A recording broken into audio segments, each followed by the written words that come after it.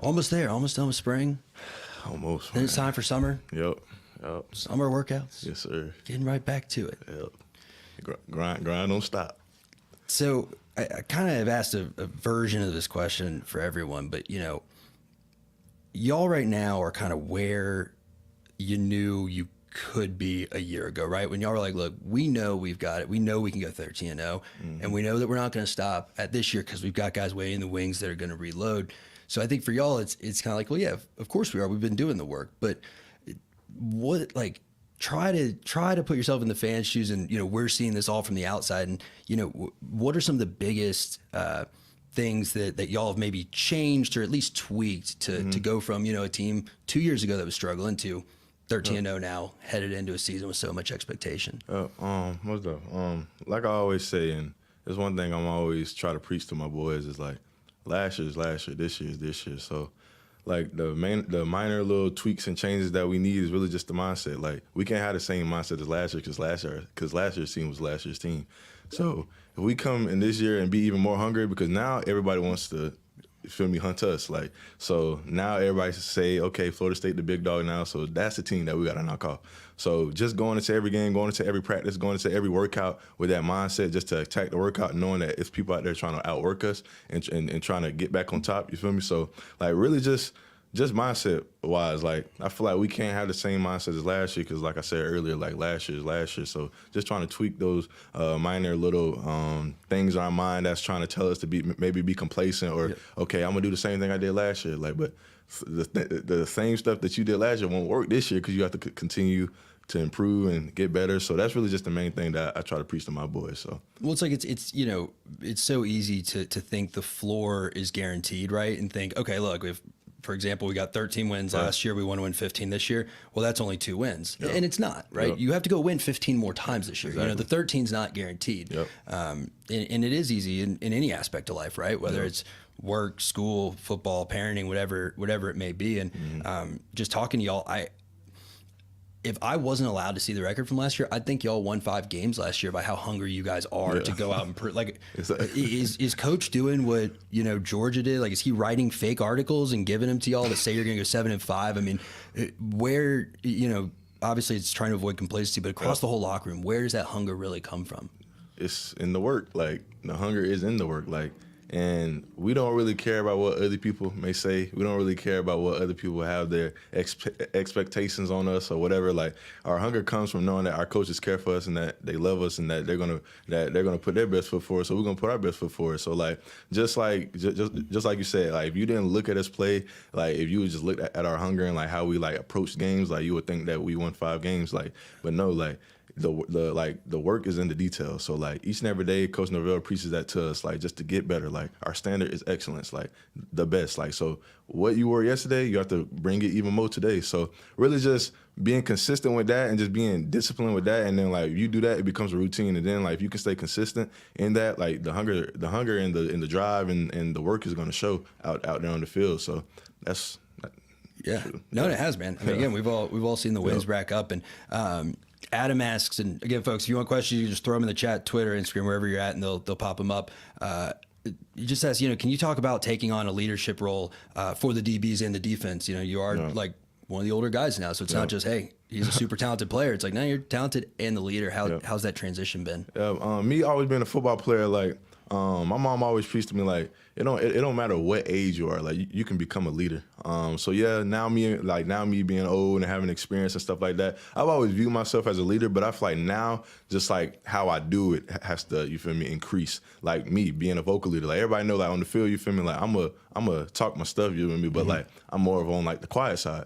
Especially like in practice and stuff like that, I'm just all about the work and leading by example. But when you have a young group of DBs and you have a young team that's upcoming, I feel like the older guys have to be more vocal and to show them the way and to show them the standard and what the standard is, and to also display it by example and not just talk, because what you talk you have to also walk. You feel me? So really just trying to get better and me being vocal. If I see something that is not right right, me just being vocal about that and not trying to shy away or trying to hurt somebody's feelings. But like if my teammates know that I care for them and that I support them when I criticize them or when I critique them or when I point something out that's not right, I feel like they will respond well. So me just trying to put that into my teammates and put that into my daily habits on a day-to-day basis is really what's been helping me take that next step in my leadership. So. Dude, yeah, I mean, I remember we asked you, I think we talked to January, and, just for like, what's your leadership style? And man, hearing the development in your voice, like as you've now had a full spring of becoming that guy, it's just awesome to hear. Yeah, and, I'm excited to see the ramifications it'll have on the field. Zyler wants to know, speaking of little details, what's the most important move Coach Pat's taught you to improve your game? Important move. I'll say always having active feet. Me being long and being the longer DBs, like we always want to use our hands, and of course our hands and our length is our strength, but also it could become our weakness if we don't use our feet. So really him just even in the meeting room with everybody in there, he'd be like, okay, Azareye'h, this wasn't good enough. Okay, Azareye'h, even in like say one play, if I don't run to the ball, like he's going, okay, Azareye'h, this is not good enough. And me knowing that, me being already hard on myself, I'm like, okay, if I can have a coach that pushes me as hard as I'm hard on myself, I know that I will be successful in this game. So him just teach me but I feel like that's the main aspect of my game, especially with longer corners and longer DBs. Just not having dead feet at the line, and just moving them and just trying to use the strengths to the best of our ability. I'm going to take a quick guess and say, being 6'2" with ridiculously long arms, really strong. In high school, you could kind of get away with maybe just grabbing a guy with your arms. Exactly. Who was the first receiver at FSU that made you go, oh, I'm not in high school anymore? Like whether he just knocked your hands off and ran away or, that really made you go, man, okay, now this ain't the same thing. I mean, I actually have two. It was Johnny and Tron. When I first got here, and Tron is a smart receiver as well. Like me and him been talking all spring. Like he see little stuff in my game that he can probably get away with. Like I ain't gonna say everything. Yeah, of course. But like he just see stuff in my game, and I see stuff in his game. And him just studying me studying him, we have been making each other better. So, what? Like who was the first receiver that made you go, different my fault. I kind of forgot. I say a lot of words, so sometimes you gotta. But yeah, Tron and Johnny. But yeah, like I said, me coming in like straight out of high school, like me, I was so used to nobody completing a pass for me, like right, because I was that dominant in high school, not to ride my own horse, but I was that dominant in high school to where it was just rare that you saw that. So like me coming into college and. It was just weird. Like people kept I ain't gonna say everybody was just catching the ball in me here and there, but I'm just saying it's gonna happen. Like you playing DB like just like you was recruited here, they was recruited here too. So just playing against other great players. But so yeah, I'll say Tron and Johnny for sure. So I'm from Tallahassee, so I can ask this: is it like?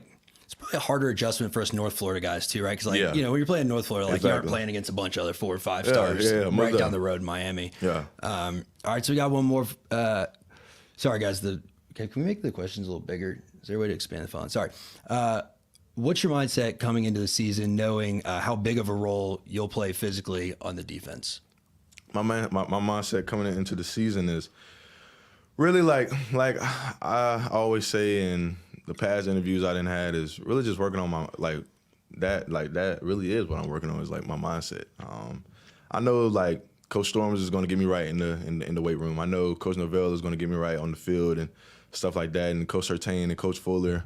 But one thing that I feel like is slept on and is underrated in this game is the mind. If you don't have the mind, like you won't be great. Like, and I'm gonna forever live by that because like you can have all the talent in the world, but if you're mentally weak here, like you won't be great. So like. I just try to work on my mind and my body and just try to apply and be disciplined in that. And I know that if I could take care of my mind and just like go out there and not think about anything and just know that my confidence comes from my work and I can go out there and just play free, play fast, play smart, play physical, and to finish, I know that it will put me in the best position to be successful. So your answer is really my mindset. I love it. That's all I got for you. And that's probably, I mean, I'd imagine, look, you've been an athlete your whole life. I got to think the mindset's probably the biggest jump from high school to college, right? Yep. So we got a super chat here, folks. You can do that. If y'all want to throw tips in the chat, jumps the question right up and directly supports Florida State players. Nothing but love for you, AZ. Can't wait to see you show out. What's your What's your favorite? An awesome. Kev, I can't read that on the yellow. I'm sorry, team. We got a little technical difficulty. Just yell at me, Kev. What's it say? Favorite PBU or a huge hit? Oh, okay. What's your favorite play you made? Favorite PBU or a huge hit? My favorite PBU. My favorite PBU. I don't know really. I'll probably say like the ACC championship game. I think it was third. Yeah, it was third down. They ran a comeback.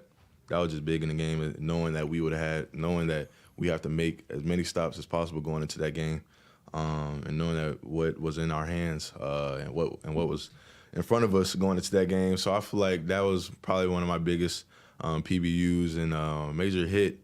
I would say the same game, Louisville, when I had made the running back fumble from Louisville, because I was in zone. I was actually in zone coverage, and I came down and. So I just feel like that displayed my ability. So yeah. What's a better feeling, a big hit or a big PBU? A big hit. Yeah. Now if your question was interception, then of course I'll say interception. Right. But that was too, I mean, but I'm grateful for PBUs, but I want to get my hands on the ball too. So you got I know Shai said he's been working on his. What's your celebration if you get in the end zone like Kalen DeLoach last year? I can't. You feel me? Me and Shai actually got something cooking up. So. Feel me? Y'all just gonna have to wait. Maybe spring game will pop it out, but I don't know. Maybe might have to wait till the season comes. So okay, I can't say too much right now. I just love it. Yeah. Look, y'all talk about the details. You preach the details, and everything down to the touchdown celebration is ready to go. And look, last year you also 3 defensive touchdowns, right? You had maybe or 2. J-Dub's pick 6. You had Kalen.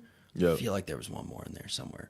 But y'all got to be ready. I mean, this is a defense that, is going to be stingy, is going to go out there. But one thing that we've heard a ton out of practice is Coach saying this is the fastest team he's ever coached. Talk to the fans a little bit about that. Like, what does that mean to you? I mean, let's just take that comment what it is and See, I've been new. Like, it was I'll be lying if I knew it was the first day. Okay. The first week of, winter workouts, we do speed work, the first week, I'm just looking around. I'm just I'm watching people run. I'm just hold on now. I know my eyes isn't deceiving me now. You didn't get slower. Everybody else is moving. Of course, I got bigger, stronger, and faster too. But it's just it's different when you actually looking and you're looking around, seeing your teammates but we are fast, in my mind. So when it came to spring, and then people, the media started to come and see, it was no surprise to me that everybody was saying, "Dang, this team is fast." But I've been saying since the first week of winter, we're faster than last year. Yeah. And I know that we're going to be bigger. And I know that we're going to be stronger leading up to fall. But just focus on the speed aspect. I could tell a big difference from last year, and I feel like this year it will be very dangerous. So how validating is it to see what happened at the combine? Because I'm thinking back, this is really the first year you've been in college we've had a combine class that big. So how validating is it when you see J-Dub go out there and run a 4.38 and you're well, I've run not as fast, J-Dub, don't worry, not quite as fast, but you're I've run with these dudes, I've run with Fisk, I play with these guys and look at they're blowing the combine away. Mm-hmm. Is that validating? Does that motivate y'all when you see them go do that on that stage? Yeah, most definitely. I mean, it's always motivating and inspiring as well. When you see somebody that you went to work with, that you went to war with on a day-to-day basis. I played with J-Dub for 2 years. I played with Fisk for 1, and I saw the work that Fisk put in. A lot of people don't know, but y'all don't know what really went on on a day-to-day basis. He was in the training room every day, all day, 24 hours throughout the day. I'm not even keep kidding. Every time I go in the training room, Fisk was in there. He was probably getting done with something. So it's just watching that, and Fisk has played a major part in how I approach the training room this year as well. I've always taken care of my body, but just the mindset and the intent of doing, you feel me? So has changed. I just tweaked a couple of stuff that I've noticed Fisk do as well. But just watching them shine at the combine, it was, like I said, with our speed, it was no surprise to me because I see the work that these guys put in on a day-to-day basis, and I see all J-Dub had to overcome and push through. And so when they actually put their talents and their abilities on display for everybody to watch, like I said, it proves this past season was no fluke. The work is in the details, and work works, and that's just something I will always believe in. And you feel me? Now, last one before we bring Ventrell in here, and I'm gonna maybe make you call somebody out, or we'll see. We're talking about the guys who put it on display. Yes, sir. Who's a young guy like a freshman or someone that maybe people haven't seen put on display that you think people are going to be real excited to see playing this year?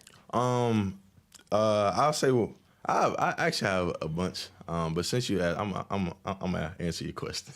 Good. But one, I'll say Charles Lester. Okay. He battled some ankle stuff earlier on in the spring that may be messing with his mind a little bit. But Charles Lester, because I could just see it. Like sometimes, like when you see somebody, like you could just tell, like. Yeah. They're gonna be one of the ones, just like how he pay attention in meetings and stuff like that. And hopefully, like when the spring game comes, like he will show his ability and talents there. But I feel like that's one person that not everybody's talking about enough. But so to answer your question, I'll say Charles. So I just want to share a Charles story. Oh, I think that's your brother. Are you faster? Yeah, it is. Are you faster than your brother? Are you faster than your brother? Yes, I'm faster than him. GPS numbers would say that? Yes. Okay. I'm just saying, it's all on GPS now. Yes. Such a big fan. No, man, I was just say Charles, I think, had been here like 3 weeks, and he hosted a youth day in Sarasota where he's from. And Kevin and I got to go with him. And, man, it was just cool to see a guy that age already thinking, like, how can I get back to people? Yeah. And just, my mom's from there. They live down there now. So going down there and just getting to see how much his community loves him. And I'm with you, man. So many great freshmen on this roster, but I'm excited to see what he does. Excited to see what you do and the whole team. So thanks for coming by tonight, man. Thanks for sharing some time with the fans. And, yeah, we'll let you get out of here. Appreciate you, my man.